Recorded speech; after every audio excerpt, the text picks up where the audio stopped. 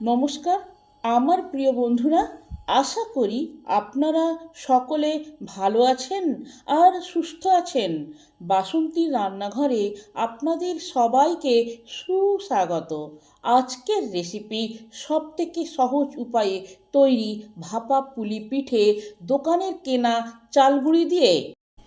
এই ভিডিওটি সম্পূর্ণ দেখলে আপনারাও অতি সহজে এই শীতের আগমনে ভাপা পুলি পিঠে তৈরি করে তার স্বাদ গ্রহণ করতে পারবেন।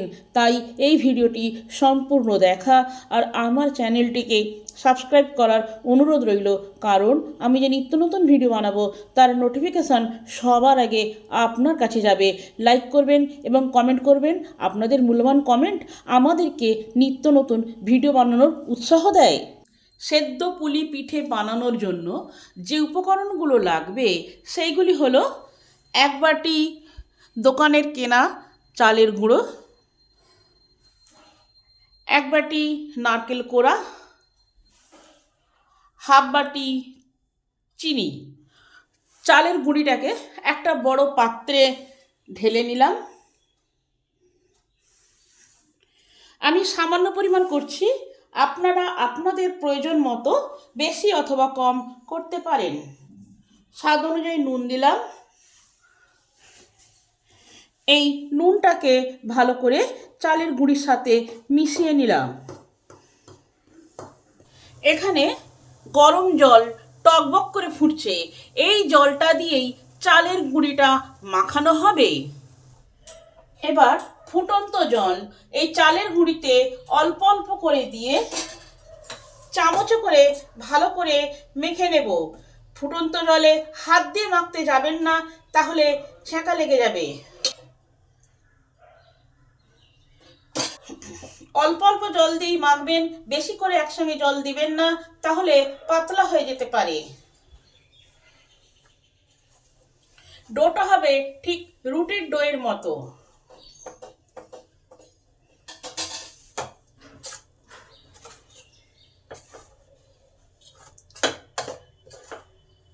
ব্যাস, এইভাবে 10 মিনিট চাপা দিয়ে রেখে দিই। যতক্ষণ ওটা রেস্ট হচ্ছে ততক্ষণ নারকেলটা ছাই মেরে নিই। প্যান গরম হলে প্যানে নারকেল কোড়াটা দিয়ে দিলাম, তার সঙ্গে চিনিটাও দিয়ে দিলাম। আপনারা যেরকম মিষ্টি খাবেন সেরকম চিনি দেবেন। এবার এটাকে কন্টিনিউ নেড়ে যেতে হবে, না নাড়লে নিচেটায় বসে গিয়ে নারকেলটা চুঁয়ে যেতে পারে। নারকেলটা হালকা একটু কালার চেঞ্জ হবে আর চিনিটা গলে যাবে, তারপরেই নামিয়ে নেব। এই সময় গ্যাসটা থাকবে লো টু মিডিয়াম হিটে, বেশি হাই হিট করে করা যাবে না।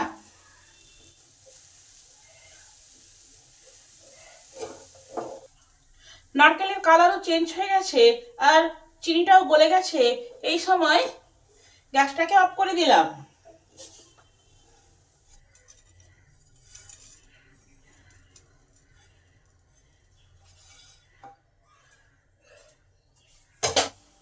দশ মিনিট পর ঢাকাটা খুলে দেখি, এখনো চালগুঁড়িটা হালকা গরম আছে আর হালকা গরম অবস্থাতেই মাখতে হবে।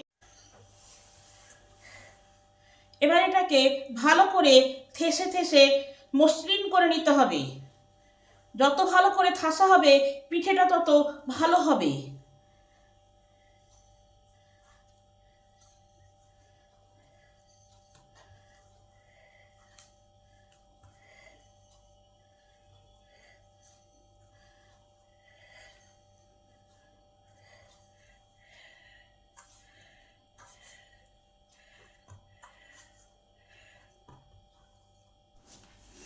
এবার কিছুটা করে ডো নেব। ডোটাকে ভালো করে গোল্লা করে নেব। এবার একটু চালের গুঁড়িতে কোট করে নেব, তাহলে ভালো করে করা যাবে।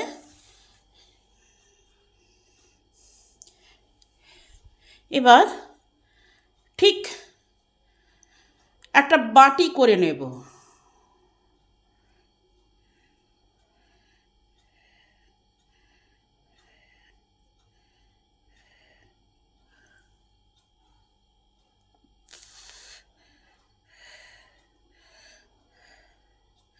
দেখছেন একটা বাটি হয়েছে। এবার এই নারকেলের পুর এতে দিলাম। পুরটা একটু ভরেই দেবেন, তাহলে খেতে টেস্টি হবে। আবার বেশি ভরে দেবেন না, যাতে মুড়তে অসুবিধা হয়, তখন কিন্তু পিঠেগুলো খুলে যাবে।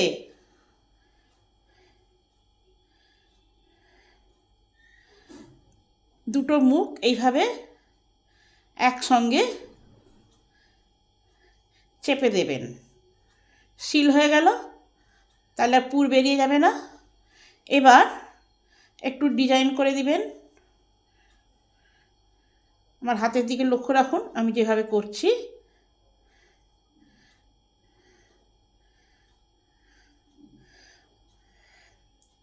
হয়ে গেল। আর একটা দেখাচ্ছি।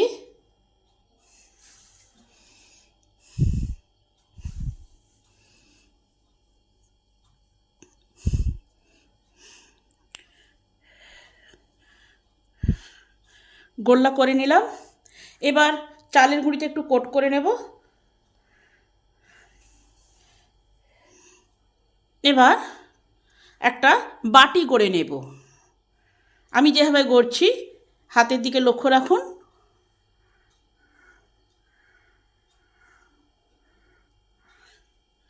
সব দিকটা যাতে সমান হয় বাটিটার, তাহলে পিঠেটা খেতেও ভালো হবে, দেখতেও ভালো হবে।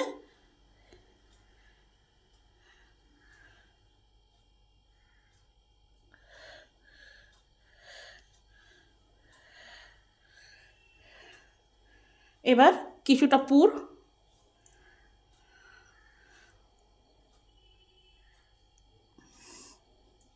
দিলাম।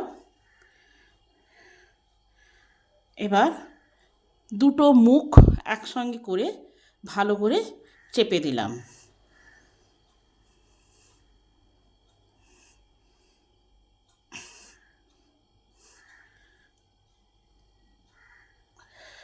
এইবার একটু ফুলের মতো নকশা করে দিই।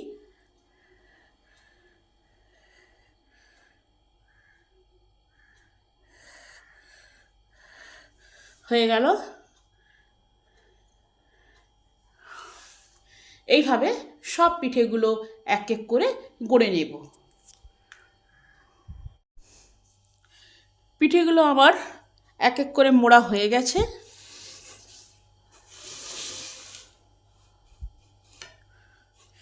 এবার একটা এরকম একটা জালি ডিশ নিয়েছি।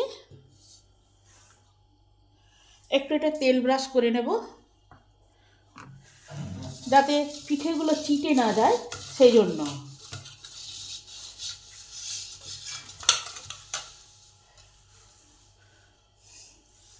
এবার এক এক করে সব সাজিয়ে দিই।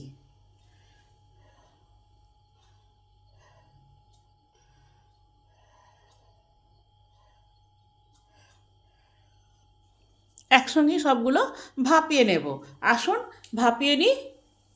এখানে গরম জল টকবক করে ফুটছে। এই ডেকচিটার উপরেই এই পিঠে সদ্য ডিশটাকে বসিয়ে দিলাম।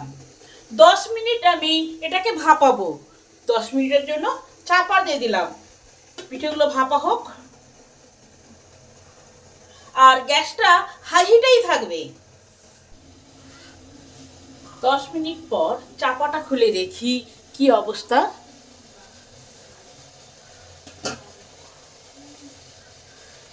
পিঠেগুলো আমার ভালোভাবে ভাপানো হয়ে গেছে। এবার নামানোর আগে খানিকটা ঠান্ডা জল পিঠেগুলোতে দিয়ে দিলাম, তাহলে পিঠেগুলোকে ভালোভাবে তোলা যাবে, একটার সঙ্গে একটা জুড়ে যাবে না।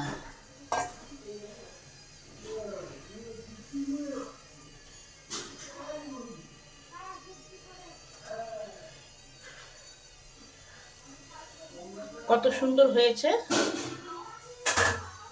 এবার পিঠেগুলো ঠান্ডা হোক। ঢাকাটা খুলে দেখি, পিঠেগুলো সব ঠান্ডা হয়ে গেছে। কত সুন্দর হয়েছে। এবার আসুন নলেন গুড়ের সাথে এই পিঠে পুলিগুলোকে পরিবেশন করি। আপনারাও বাড়িতে এইভাবে দোকানের কেনা চালগুঁড়ি দিয়ে পিঠে বানিয়ে দেখবেন। রেসিপিটা যদি ভালো হয় তাহলে আমার চ্যানেলটিকে সাবস্ক্রাইব করবেন, লাইক করবেন, কমেন্ট করবেন ও শেয়ার করবেন। ভিডিওটি সম্পূর্ণরূপে দেখার জন্য অসংখ্য ধন্যবাদ। দেখা হচ্ছে অন্য কোনো নতুন ভিডিওতে।